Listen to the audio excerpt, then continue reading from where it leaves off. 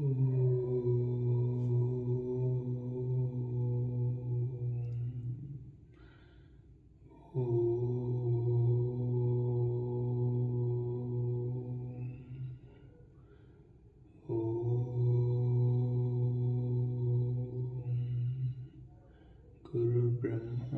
गुरुर्विष्णु गुरुर्देवो महेश्वरः गुरुर्साक्षात् परब्रह्म तस्मै श्री गुरवे नमः। तस्मै श्री गुरवे नमः। तस्मै श्री गुरवे नमः। ओम श्री कृष्ण परब्रह्मणे नमः। श्री भगवद्गीता अथ द्वादशोऽध्यायः भक्तियोगः। अर्जुन उवाच एवं सततयुक्ता ये भक्तास्त्वां पर्युपासते ये चाप्यक्षरमव्यक्तं तेषां के योगवित्तमाः। श्रीभगवानुवाच मय्यावेश्य मनो ये मां नित्ययुक्ता उपासते श्रद्धया परयोपेताः मे युक्ततमा मताः।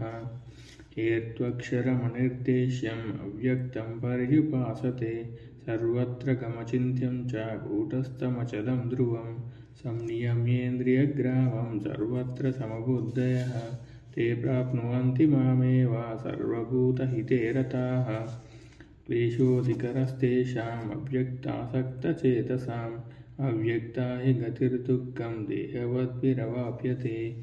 ये तु सर्वाणि कर्माणि मयि सन्न्यस्य मत्पराः अनन्येनैव योगेन मां ध्यायन्त उपासते तेषामहं समुद्धर्ता मृत्युसंसारसागरात् भवामि न चिरात् पार्थ मय्यावेशितचेतसाम्।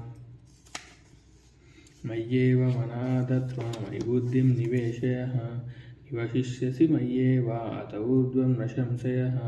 अथ चित्तं समादातुं न शक्नोषि मयि स्थिरम् अभ्यासयोगेन ततो मामिच्छाप्तुं धनञ्जयः।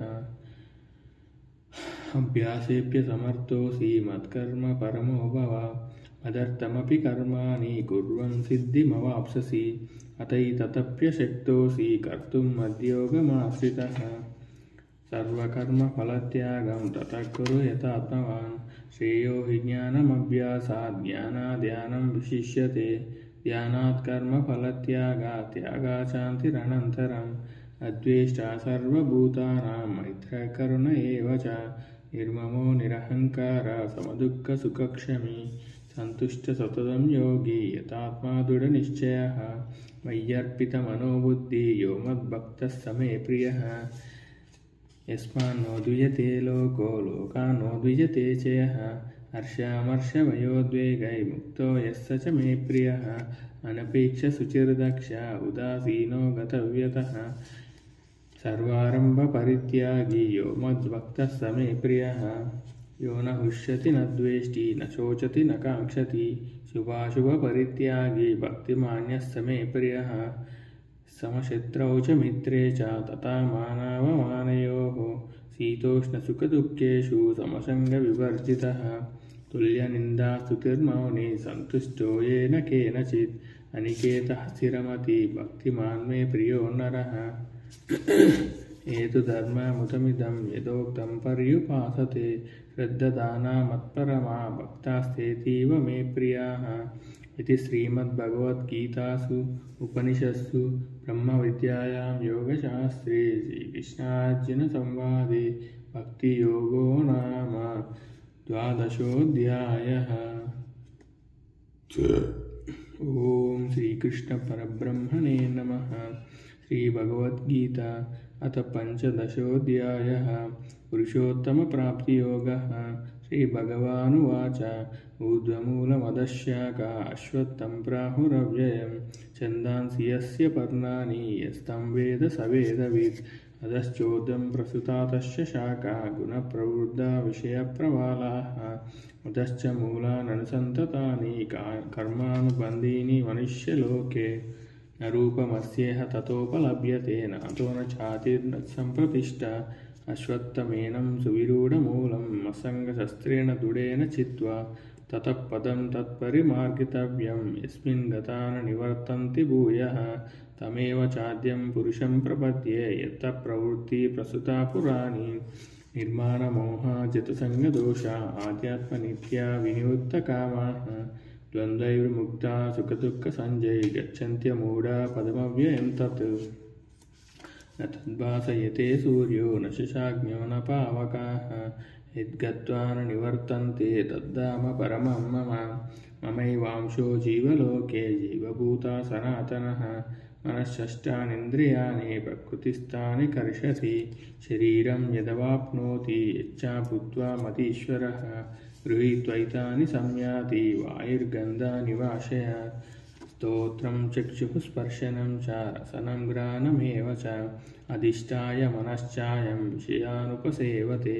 उत्क्रामन्तं सितं वापि भूज्ञानां वा गुणान्वितं विमूढानानुपश्यन्ति पश्यन्ति ज्ञानचक्षुषः यतन्तो योगिनश्चैनं पश्यन्त्यात्मन्यवस्थितं यतन्तो प्रकृतात्मानो नैनं पश्यन्त्यचेतसः यदादित्यगतं तेजो जगद्भासयतेऽखिलं यच्चन्द्रमसि यच्चाग्नौ तत्तेजो विद्धि मामकं गामाविश्य च भूतानि धारायाम्यहमोजसा उष्णामि चौषधी सर्वा सोमो भूत्वा रसात्मकः अहं वैश्वानरो भूत्वा प्राणिनां देहमाश्रितः प्राणापानसमायुक्तः पचाम्यन्नं चतुर्विधम्